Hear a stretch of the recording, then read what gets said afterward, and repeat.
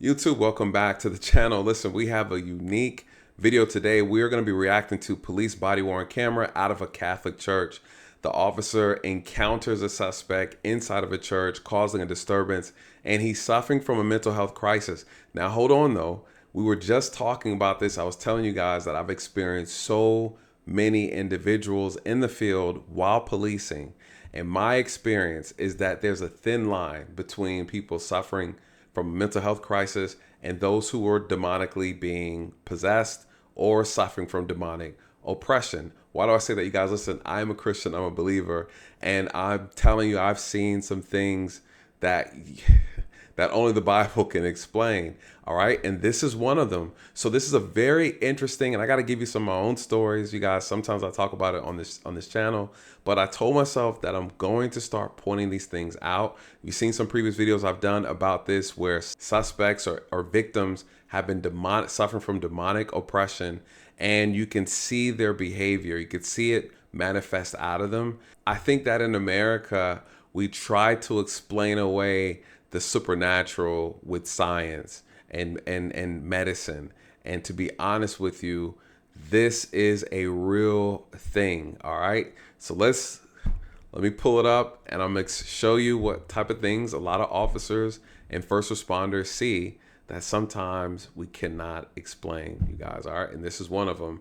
So warning though, again, this is disturbing, you guys. No one shot, a little blood, but it's disturbing behavior. All right. Something out of a scary movie. I kid you not. Let's get into it. On February 6th, 2025, in Fennimore, Wisconsin, deputies responded to a church after a custodian reported that a man was demanding to speak with a priest and trying to access a restricted area. Okay. Talk to him.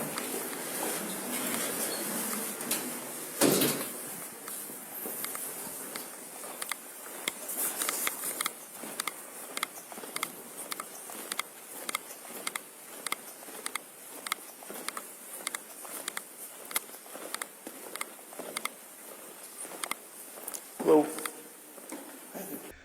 All right, you guys, leading up to this, look at how this scene is being painted. Okay.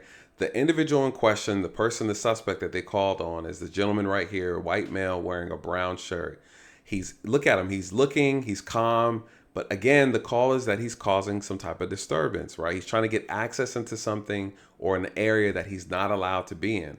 All right. So now as an officer, when we arrive on the scene, we're assessing everything. We're looking at his behavior, looking at his mannerisms. We're going to try to talk our way through this. All right. We really don't know what's going on. And this proves and shows you that things can go from sugar to shit real quick. All right. That's the name of the game. And our training and our discipline, our character, even our beliefs, okay, all play a role in how we conduct ourselves and how we maneuver as officers on the field. All right. So just take a take a deep breath. It's gonna get crazy. Fine. Okay.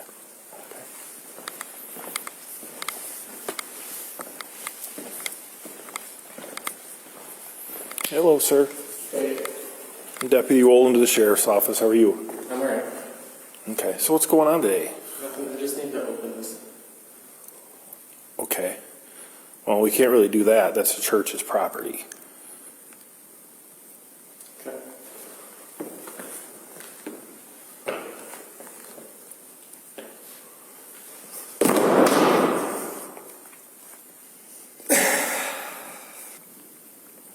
Okay. So how'd you end up here today? Okay, hold on. This gets me every time, guys. I've watched this like 3 times. The officer, let me explain to you what we're feeling in this moment, okay? And it's not funny, but it's funny as you're in this moment. You're like, in your mind, you're like, I did not sign up for this today.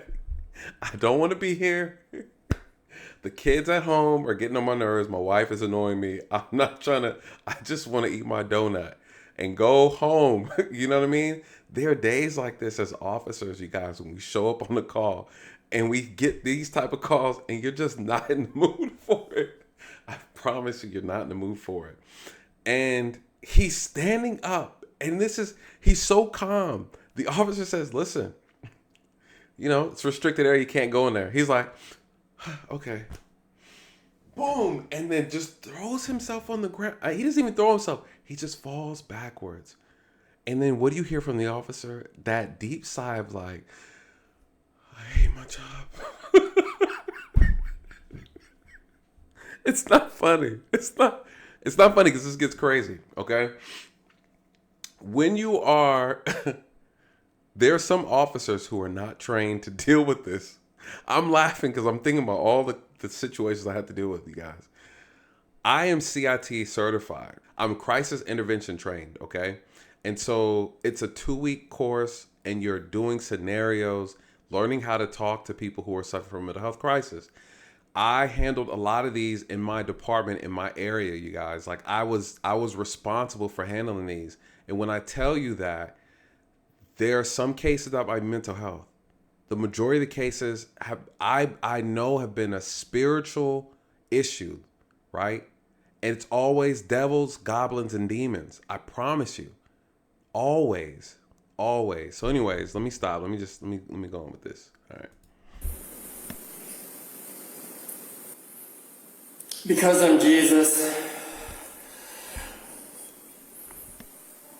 Do you have some friends around here or something? I mean, for me to help you, you have to talk to me.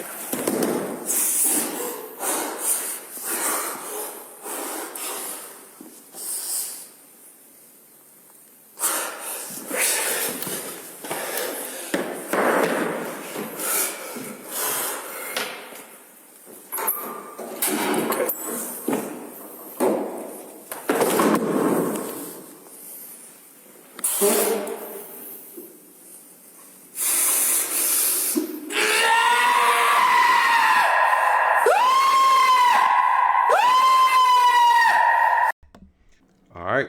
What do you do as an officer in this type of situation, right? The person is exhibiting some behaviors that are not normal, okay? They're not normal. First and foremost, if we suspect the person has mental health issues, depending on your state, the laws are different, but in Georgia, we need a crime. We need to know that the person's been diagnosed where we can, are they going to voluntarily go or are we going to take them against their will? There's a couple things we need.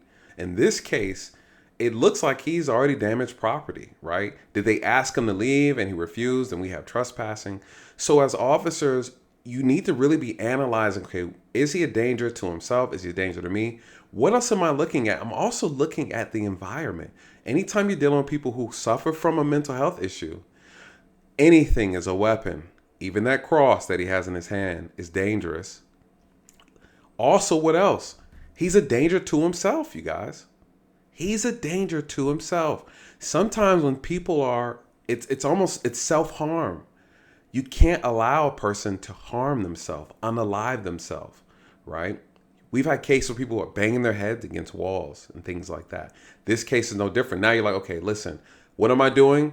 Immediately, I'm calling for the ambulance and I'm calling for additional support because this is going to be a long day. Okay, this behavior here, and then I'm trying to find ways to see if I can calm him down and wait for backup because this is going to be a long day.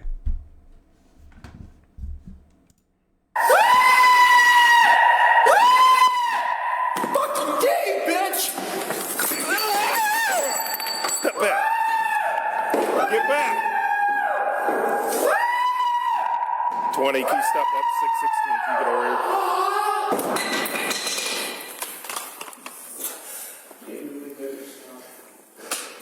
I got more people coming. He's on something.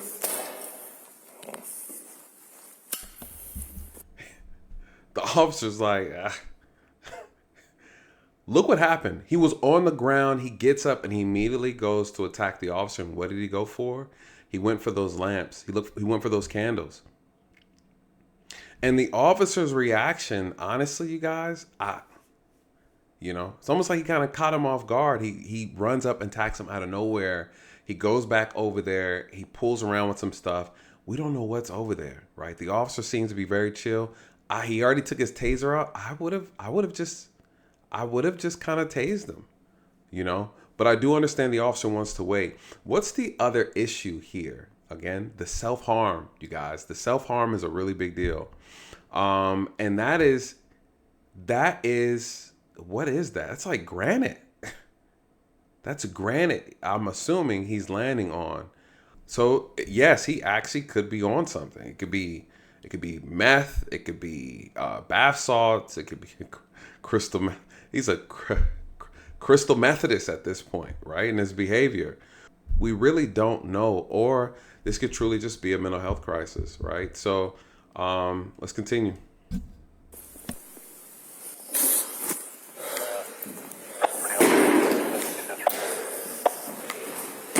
How far out are you?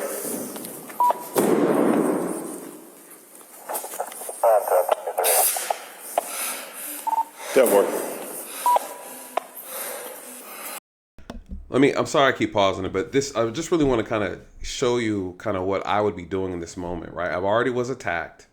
He attacked me with a candle holder. That's dangerous. He could take that and hit you right over the head with it and have you out of here, okay? So I'm moving those things out of the way, okay? I'm getting those things out of the way. I might be even asking this gentleman here, I say, hey, can you take these and move them over here, move them out the way? And then I want to look and canvass the area where he's around, and I want to make sure there's no objects he can pick up and harm me with or harm himself with.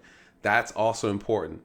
I'm also probably going to just engage. Why? Because the self-harm is a big deal. I can't sit there and let him keep injuring the back of his head, okay? He could literally crack his skull and then be out of here. And then that's a lawsuit for the department. Like, why didn't you do something, right? If he's not violent towards you and you see him violent toward himself, you know, what could you do? All right. So he's dove a couple, 3 times. He's fell backwards off the thing here. He's on something or other. He ripped the crucifix thing off the top of the thing there. He just went and grabbed one of these things here and kind of came at me a little bit, but I shoved him off, and then he hopped back up there. So no, I haven't been able to get anything out of him whatsoever. Stay away from me. What's going on, man? I'm Jesus Christ Almighty. I'm at with the shirt. Fuck you. We're just trying to help you out. Yeah, you're a devil. No, we're not the devil. The devil's not here, man. What's going on? You're the devil.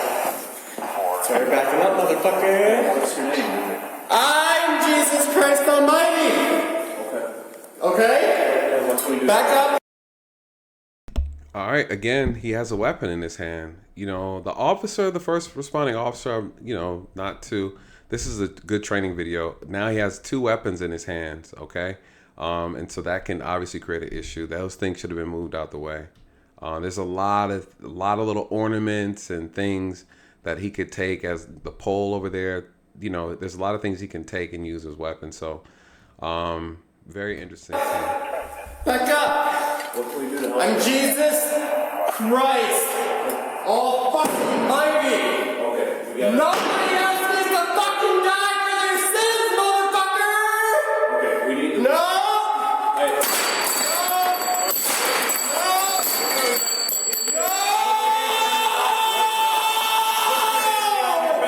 Nobody else needs to die. You are under arrest. Put your hands behind your back now. No, I'm not. Now, yes, you are. I'm not. You're gonna get tased. Put your hands behind your back now.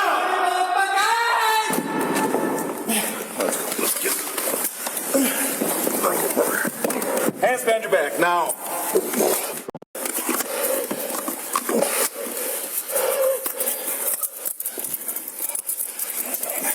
Excuse me. Put your hands. No, you're not allowed to do this in here. My issue here, you guys, where the officers messed up is they're slow. They're extremely slow and inefficient in arresting. Their arresting technique is absolutely horrible. Horrible. They're sitting on him. Listen, you guys, you have to perfect your arresting technique to the point where the moment I have your wrist, the cuffs touch your wrist the moment I touch them. The moment your hand goes behind your back, the cuffs touch your wrist. You're already in handcuffs. Because you cannot give individuals any wiggle room at all, or you're going to be fighting them. At one point in time, he had him down for almost 3, 4, 5 seconds. That's more than enough time. So these officers, both of them together, made an extreme rookie mistake. This is horrible handcuffing procedure, and this right here can get you hurt as an officer, it can get you killed. You're forced to have to use a level of force against the suspect because they're resisting. You have to do it, but it could have been avoided with better technique. So if you look back, we just rewind it back right here. Look how long it takes the officers to apply handcuffs after they turn them over.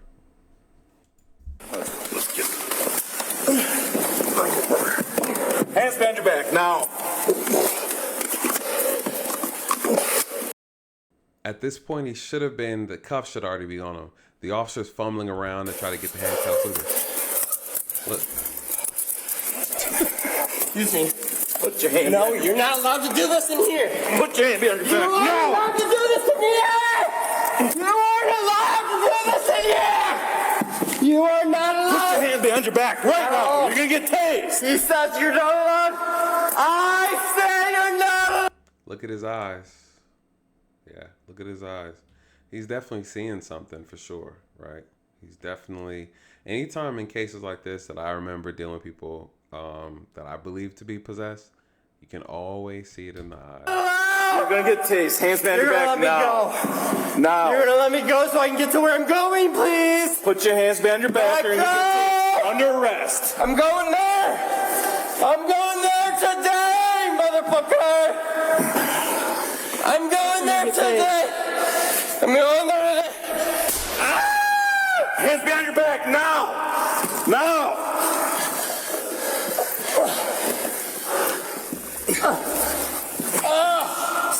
Nope. You're not. Nope. You're not kill me. You're gonna get tased Jesus again. Christ Almighty. Jesus Christ Almighty. Kill me now. Look how difficult it is to, you got one officer on one Jesus arm. Christ. How difficult it is just to pull his arm Almighty. back. Yes, I am. You need to calm down. You know, some of that is the strength of the subject, and some of that is just poor technique as well. There's techniques that we do know how to use in order to properly, maneuver the arm to get it behind an individual's back. And you see the officer really struggling. But, again, when people are in this state, they're strong as well, So you see two of these big, heavy officers, and they're having a hard time putting them in handcuffs. Yes, I am. Yes, I am. Yes, I am.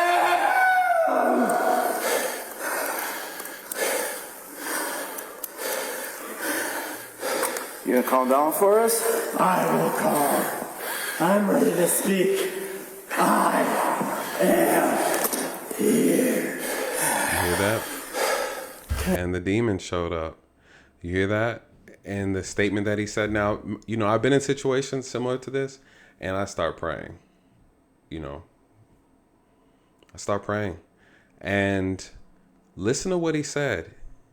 He said, I am here. This is why I believe this one is a possession.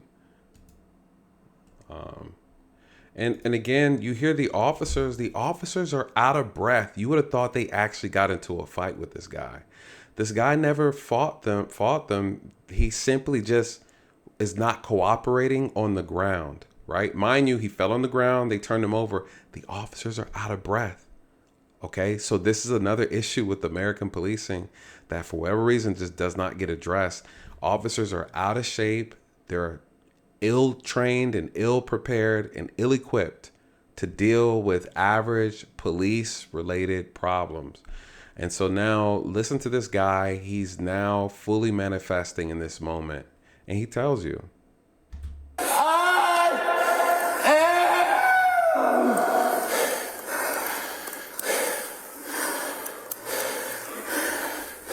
You gonna calm down for us? I will calm. I'm ready to speak. I am here. Where are you hurt? I'm ready to speak. A lot of times that I've seen in the possession of these things is they, you know, they'll talk and they'll start talking like third person, you know. Not hurt. I'm not hurt at all. Well, you're bleeding besides your head. You're hurt anywhere else? No, it'll heal just fine.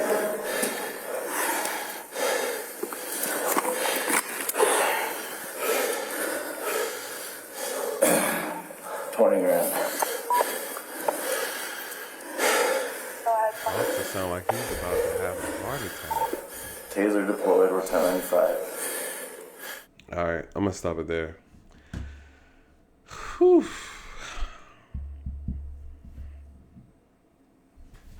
I'm gonna stop it there. What do y'all think? Mental health or demonically possessed? I'll let you decide. I've had experience. I have stories after stories of, and it's always the same.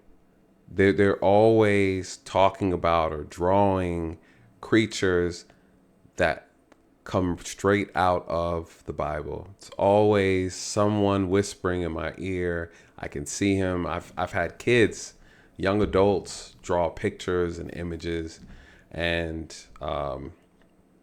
a lot of the onset of these things came from surfing the web, you know, looking for things, doing research into things. I've had people speak about things about the Bible, and, you know, the family is like, he's too young. He's never, you know, we're not even believers.